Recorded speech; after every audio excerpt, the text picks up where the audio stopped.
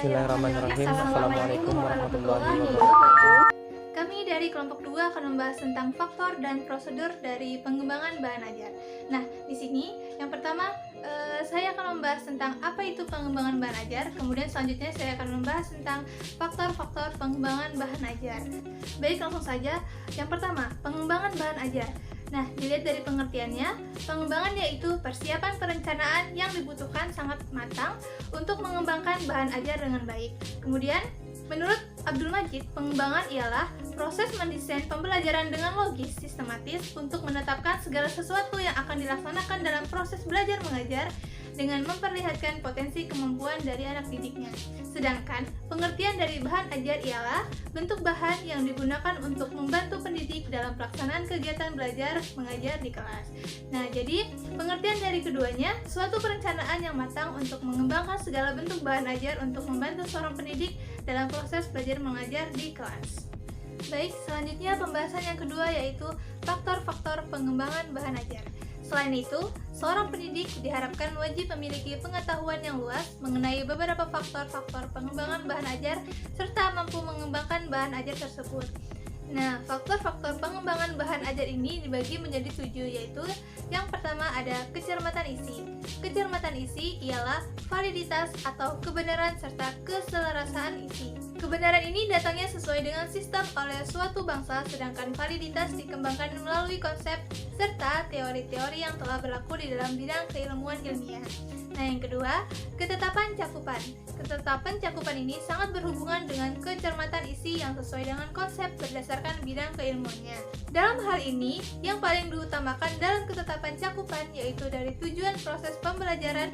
Dari tujuan ini, maka seorang pendidik mengetahui bahkan mampu menentukan seberapa jauh topik yang ingin disajikan atau disampaikan sesuai dengan bidang ilmu oleh peserta didik dalam proses belajar mengajar. Selain itu, pendidikan juga mampu mengembangkan topik dari bahan ajar sesuai komponen materi yang telah ditentukan. Pembahasan selanjutnya akan dibahas oleh Baron Sukmadewa, dan sekian dari saya. Kenalkan, nama saya Muhammad Baron Sukmadewa. Saya akan melanjutkan pembahasan mengenai faktor-faktor apa saja yang diperlukan dalam pengembangan bahan ajar. Faktor yang selanjutnya yaitu nomor 3, ketercernaan bahan ajar. Mungkin di sini saya akan sampaikan poin-poin pentingnya saja karena mungkin teman-teman sudah membaca makalah kami. Apa sih ketercernaan bahan ajar itu? Jadi ketercernaan bahan ajar itu adalah bagaimana bahan ajar ini mudah dicerna atau mudah untuk dipahami oleh peserta didik. Nah, dalam ketercernaan bahan ajar ini ada 6 hal yang mendukung dalam proses pembelajaran. Yang pertama yaitu pemaparan yang logis dan jelas. Pemaparan yang logis dan jelas akan mempermudah anak didik dalam mengaitkan pemaparan tersebut melalui informasi yang diterima sebelumnya. Kemudian yang kedua yaitu penyajian materi yang berurutan. Dalam penyajian bahan ajar ini disampaikan dengan cara yang sistematis atau berurutan atau step by step. Kemudian yang ketiga, ilustrasi. Ilustrasi ini berkenaan dengan variasi penyampaian pesan dalam bahan ajar agar lebih menarik dan membantu pemahaman siswa terhadap isi pesan. Artinya membantu supaya pesan ini tersampailah dengan menggunakan ilustrasi. Kemudian yang selanjutnya yang nomor 4, penggunaan alat bantu. Penggunaan alat bantu yang dapat mempermudah siswa mempelajari bahan ajar cetak maupun non cetak. Kalau bahan ajar cetak itu alat bantunya seperti rangkuman setiap bab, judul bab yang jelas, serta menggunakan tanda khusus seperti tanda tanya yang menandakan pertanyaan dan lain-lain. Kemudian bahan ajar non cetak, alat bantunya itu seperti rangkuman, petunjuk belajar bagi peserta didik, serta penggunaan tanda khusus seperti intonasi suara dalam kaset video. Kemudian format yang tertib dan konsisten. Bahan ajar yang konsisten dapat memelihara ketertiban dan konsistensi agar mudah dikenali dan diingat dan dipelajari oleh peserta didik. Kemudian yang keenam yaitu manfaat bahan ajar. Maksudnya di sini adalah penjelasan tentang manfaat dan kegunaan bahan ajar dalam mata tataran. Peran ini perlu dijelaskan dengan cermat agar peserta dapat menggunakan bahan ajar ini dengan jelas. Kemudian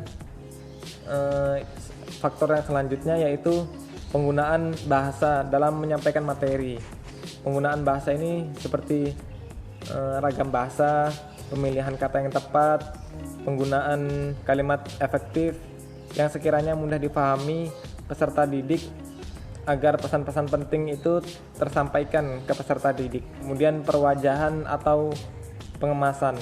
Jadi bahan ajar ini dikemas supaya rapi, seperti misalnya bahan ajar ini didahului pendahuluan, mana isinya itu judul, daftar isi, peta konsep, kemudian tujuan pembelajaran, kemudian tes awal. Kemudian yang diuraian itu seperti ringkasan awal, pengacuan bahan ajar, judul bagian, instruksi, sigpos, rangkuman.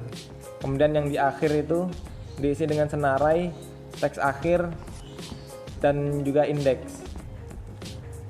Kemudian yang selanjutnya yaitu ilustrasi. Mungkin kurang lebih sama yang ilustrasi yang di awal tadi, yang nomor 3 tadi itu.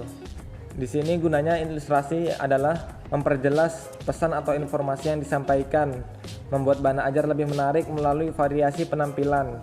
Contohnya menggunakan daftar, tabel, diagram, bisa juga berupa grafik, kartun, atau foto. Biasa kita jumpa itu kartun itu di setiap awal bab kalau di buku-buku sekolah kita dulu itu. Kemudian yang selanjutnya yaitu kelengkapan komponen. Penyampaian tujuan belajar, memberi strategi pembelajaran, saran dan motivasi, kemudian memberi latihan mandiri agar mampu mengukur kemampuan belajar peserta didik. Nah, itu semua itu termasuk kelengkapan komponen. Kalau komponennya itu tidak lengkap, mungkin siswa itu akan sulit untuk memahami maksud dari bahan ajar tersebut. Nah, mungkin itu saja dari saya. Selanjutnya mengenai prosedur pengembangan bahan ajar akan disampaikan oleh Saudari Khadijah. Sekian dan terima kasih. Ini saya akan menjelaskan tentang prosedur pengembangan bahan ajar. Sebelum kita masuk ke tahap yang inti, kita harus mengetahui dulu tentang pengertian prosedur dan pengertian pengembangan bahan ajar itu sendiri. Yang pertama, pengertian prosedur. Prosedur adalah langkah-langkah pentahapan pekerjaan dalam pencapaian suatu tujuan secara efisien dan efektif.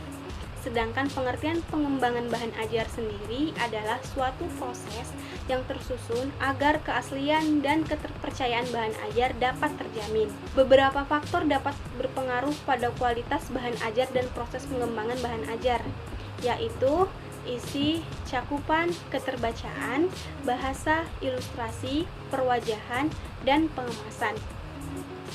Kualitas bahan ajar sangat tergantung pada ketepatan dalam memperhitungkan faktor-faktor tersebut. Pengembangan bahan ajar yang tersusun dimulai dari perancangan dan pengembangannya. Dapat berupa aktivitas mengembangkan sendiri atau menggunakan bahan ajar yang sudah ada. Sampai pada uji coba bahan ajar, pengetahuan terhadap faktor-faktor yang berpengaruh terhadap kualitas hasil perlu dipertimbangkan dalam pengembangan bahan ajar dan prosedur pengembangan bahan ajar yang sistematik yang diperlukan. Adapun beberapa langkah-langkah dalam pengembangan bahan ajar, antara lain yang pertama ada analisis.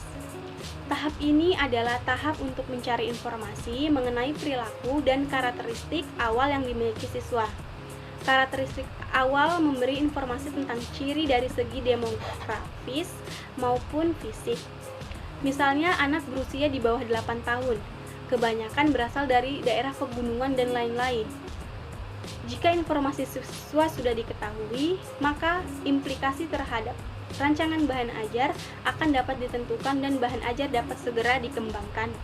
Yang kedua ada perancangan. Tahap ini adalah tahap perumusan tujuan pembelajaran berdasarkan pada hasil analisis, pemilihan mata pelajaran, pemilihan media dan sumber belajar, serta pemilihan strategi pembelajaran. Dalam perancangan terdapat beberapa hal yang harus dilakukan, yaitu yang pertama ada perumusan tujuan pembelajaran berdasarkan analisis. Yang kedua, pemilihan materi topik pembelajaran. Yang ketiga, ada pemilihan sumber dan media. Dan yang terakhir, ada pemilihan strategi proses pembelajaran. Selanjutnya ada pengembangan. Pengembangan merupakan tahap penulisan bahan ajar secara keseluruhan. Tulisan yang ditulis tidak harus berurut. Tahap persiapan memerlukan waktu kurang lebih 50% untuk mengembangkan bahan ajar secara utuh dan benar. Mungkin juga dapat memerlukan waktu lebih lama dari itu. Dan yang terakhir ada evaluasi dan revisi. Evaluasi adalah proses untuk memperoleh beragam redaksi dari beberapa pihak terhadap bahan ajar yang dikembangkan. Evaluasi sangat diperlukan untuk melihat efektivitas bahan ajar yang telah dikembangkan. Di samping itu, evaluasi juga perlu untuk memperbaiki bahan ajar sehingga menjadi bahan ajar yang baik. Mungkin itu saja yang bisa saya jelaskan. Jika ada yang salah, mohon maaf. Dan jika ada yang kurang dipahami, dipersilahkan untuk teman-teman yang ingin bertanya. Sekian, terima kasih. Wassalamualaikum warahmatullahi wabarakatuh.